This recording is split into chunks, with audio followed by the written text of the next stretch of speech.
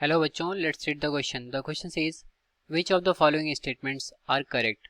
Statement 1, atoms of isotopes have same electronic structure. Statement 2, atoms of isotopes occupy same place in periodic table. Statement 3, atoms of isotopes have same number of protons. Statement 3, atoms of isotopes have same number of neutrons. So question बोला कि यहाँ पर कुछ statements given है, हमें बताना कि कौन से करेक्ट हैं। तो सॉल्व करेंगे इस प्रॉब्लम को। नोट डाउन करते हैं पहले हम अपना की कॉन्सेप्ट। तो लिखते हैं हम यहाँ पर अपना की कॉन्सेप्ट। तो देखते हैं कि आइसोटोप्स होते क्या हैं। तो उसकी डेफिनेशन लिखेंगे हम आइसोटोप्स। ठीक है, तो आइसोटोप्स किसी एलिमेंट्स के ऐसे फॉर्म्स होते हैं जिसमें जो नंबर ऑफ प्रोटॉन्स होते हैं वो सेम होते हैं और उनके जो नंबर ऑफ न्यूट्रॉन्स होते हैं वो डिफरेंट डिफरेंट होते हैं। या फिर हम कह सकते हैं कि उनके एटॉमिक नंबर सेम होते हैं और नंबर ऑफ न्यूट्रॉन्स सेम अलग अलग होते हैं। ठीक है, तो इसकी डेफिनेशन लिखें। The form of elements, form या फिर forms, the forms of an element which have same atomic number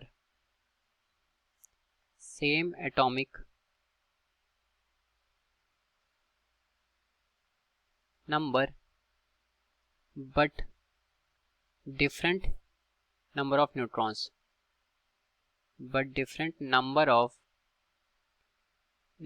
ठीक है, ये होते हैं हमारे आइसोटोप्स। इसको एग्जांपल से अगर हम देखना चाहें तो इनके एग्जांपल लिख लें। तो जो हाइड्रोजन के आइसोटोप होते हैं जैसे ड्यूटेरियम या फिर ट्राइटियम, तो ये क्या बोलते हैं, इनमें एटॉमिक नंबर्स इनके सेम है बट जो नंबर ऑफ इनमें जो एटॉमिक नंबर तो सेम है बट नंबर ऑफ न्यूट्रॉन्स जो होते हैं वो डिफरेंट डिफरेंट होते हैं। तो जैसे ड्यूटेरियम देख लें, हाइड्रोजन का एक आइसोटोप ड्यूटेरियम, ठीक है, 1H2। और दूसरा इसका हम देख लें तो ट्राइटियम, दैट इज 1H3।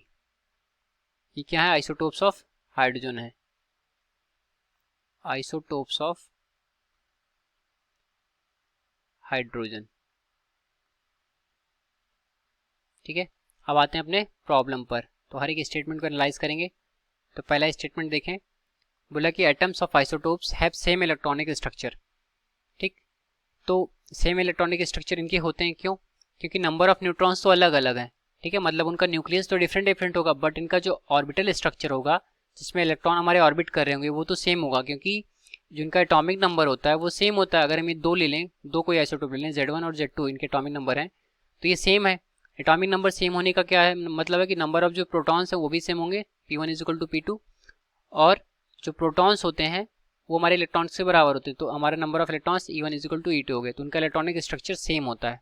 ठीक है, same electronic structure, same electronic structure मतलब जो इलेक्ट्रॉन का कॉन्फ़िगरेशन होगा वो सेम होगा। ठीक है, जैसे कि हम अगर आइसोटोप में ये हमारा ड्यूटेरियम और ट्राइटियम ले तो दोनों का स्ट्रक्चर सेम होगा।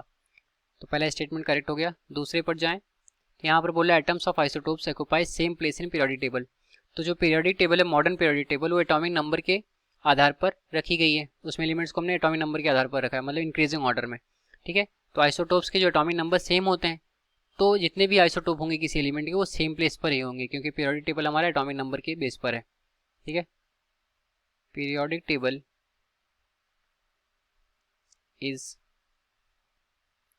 ordered in increasing number of atomic number,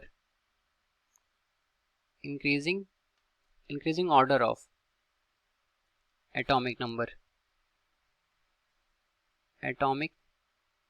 number, so isotopes have same place, क्योंकि इनके सारे के सारे एटॉमिक नंबर्स तो सेम होंगे। so isotopes have same place in periodic table.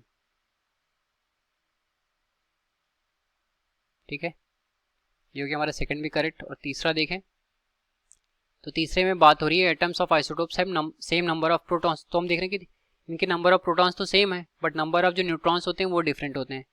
तो P1 अगर हमारा कोई दो आइसोटोप है तो इसमें P1 = P2 तो होगा, बट जो नंबर ऑफ न्यूट्रॉन्स होंगे दैट इज N1 और N2, ये दोनों सेम नहीं होंगे। तो तीसरा स्टेटमेंट भी करेक्ट है। फोर्थ पर जाते हैं तो ये बोला कि atoms of isotopes have same number of neutrons. तो जैसा हम देख रहे हैं कि N1 हमारा N2 के बराबर नहीं होता है। ठीक है, तो ये हमारा इनकरेक्ट हो गया। तो इस तरीके से हमने क्या देखा कि हमारे कौन कौन से स्टेटमेंट करेक्ट हो गए, पहला, दूसरा और तीसरा। ठीक है, तो मतलब हमारा ऑप्शन नंबर बी करेक्ट हो गया। Hence option B is correct. तो ये रहा हमारे इस क्वेश्चन का correct solution. I hope you understood well. Thank you.